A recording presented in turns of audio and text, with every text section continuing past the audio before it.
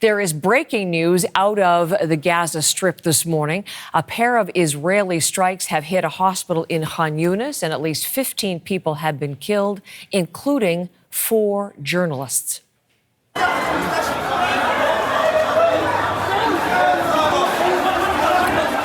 The scene inside Nasser Hospital in Khan Younis. Witnesses say there were 2 drone strikes moments apart.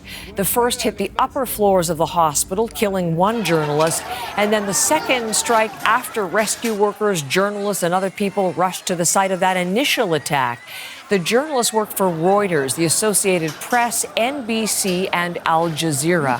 The Israeli military and the Prime Minister's office both had no comment regarding the strikes. More than 240 Palestinian journalists have been killed by Israeli fire in Gaza since the war began following October 7th in 2023.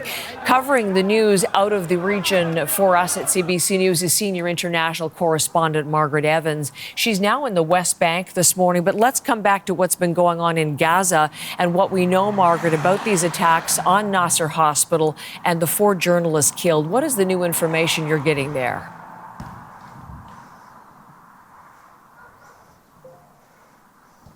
Well, as you have been describing, Heather, what appears to have taken place is what they call a double tap. So an initial strike by the Israelis, we're hearing, as you are, a drone. And then as rescue workers moved to try to assist those injured or killed in the first strike, a second strike hit. The names of the journalists killed are colleagues: Al Jazeera's Mohammed Salama, Reuters news agency Hossam Al-Masri. He is believed to have been actually operating the live feed camera for Reuters when the first strike hit, and that feed, of course, went dead. Another journalist, a freelancer named Moaz Abu Taha. We're not sure that he works for NBC. He might also work for Reuters, but these are all freelance journalists who have worked and established relationships with these major news agencies. And the 4th journalist worked for Associated Press. Her name is Mariam Daga. And Associated Press put out a statement saying they were shocked and saddened to learn of her death. She was a visual journalist. They said she has worked for the Associated Press since the start of the war.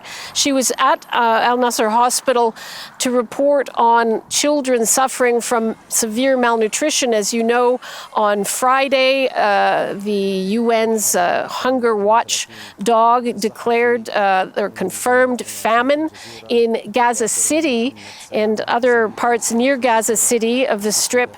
So she was covering the children being treated for malnutrition at the hospital. This brings the deaths of these 4 journalists brings the number of journalists killed in the Gaza Strip to over 200. And that's only going to add to the allegations by the various global and local news organizations involved in the protection of journalists to say that journalists are being deliberately targeted in the Gaza Strip. And of course, aid agencies have said that hospital workers, aid workers have also consistently been targeted by Israel over the course of this war, nearly 2 years long now. Israel consistently says that it is targeting Hamas operatives, that it accuses Hamas of using hospitals as human shields, or the people in them as human shields. But this is a devastating number for our colleagues. And as you know, Israel does not allow international journalists into the Gaza Strip.